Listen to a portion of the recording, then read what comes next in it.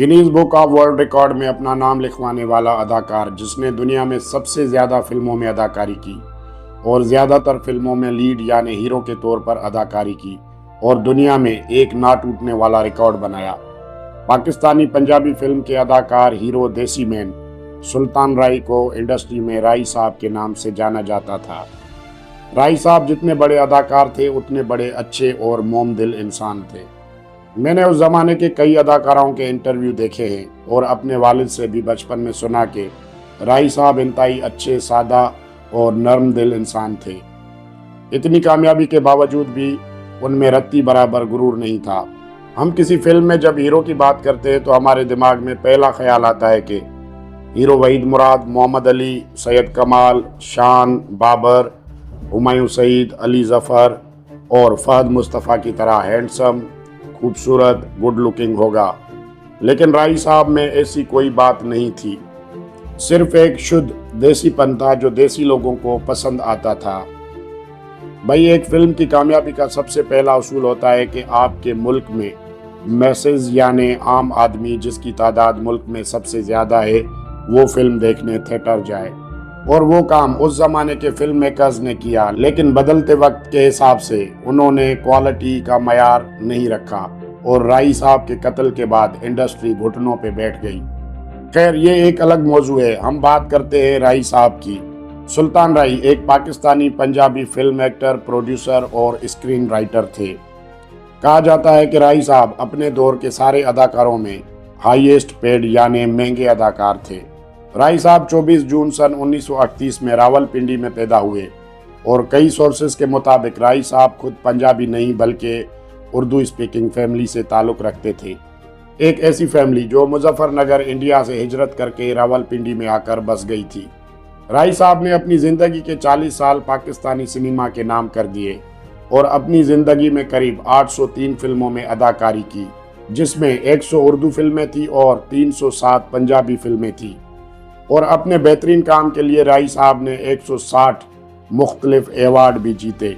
राई साहब की पहली फिल्म थी बागी जो 1956 में बनाई गई थी और उस वक्त वो 18 साल के थे। बागी पाकिस्तान की पहली फिल्म थी जो चाइना में भी रिलीज़ हुई थी। राई साहब ने अपनी ज़िंदगी में कई हीरोइंस के साथ अदाकारी की, लेकिन राई साहब की जोड़ी सबसे ज़्यादा फिल्म एक्ट्रेस अंजुमन के साथ पसंद की जाती थी और ज़्यादातर फिल्में साथ में करने के बाद राई साहब और अंजुमन की साथ में आखिरी फिल्म थी खून दा हिसाब जो 1995 में रिलीज़ हुई। राई साहब ने अपनी ज़िंदगी में 3 निगार अवार्ड्स मिले, फिल्म बाबुल, फिल्म बशीरा और फिल्म वैशी जट के लिए। राई साहब की पहली फिल्म एज अ लीड या हीरो के तौर पे थी 1975 में बनने वाली फिल्म वैशी, जिसमें राई साहब का किरदार था मौला जट का। कहते हैं कि अनऑफिशियली वैशी जट मशहूर ज़माना फिल्म मौला जट का प्रीक्वल था, यानी उसी मौला जट के किरदार को आगे बढ़ाते हुए 1979 में मौला जट बनाई गई और मौला जट ने पाकिस्तानी सिनेमा की तारीख में एक ऐसा बाब लिख दिया जो शायद कोई नहीं तोड़ सकता। थोड़ा बहुत अगर कोई फिल्म करीब आई तो वो भी मौला जट का remake the legend of Maula Jatt था जो बिलाल लाशारी की डायरेक्शन में बनाई गई। मौला जट के राई साहब की कई फिल्में हिट, सुपर हिट और फ्लॉप भी रही, लेकिन मौला जट जैसा क्रेज कोई फिल्म न बना पाई। लेकिन फिर भी 1980 में बनने वाली फिल्म बहराम डाकू, 1981 में बनने वाली फिल्म साला साहिब और 1985 में बनने वाली फिल्म गुलामी ने बॉक्स ऑफिस पर धमाल मचाई और सुल्तान राई बन गए सबसे महंगे अदाकार।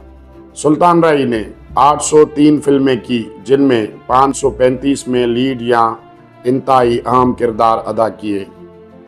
राई साहब के साथ विलेन के रूप में मुस्तफ़ा कुरैशी को सबसे ज़्यादा पसंद किया जाता था।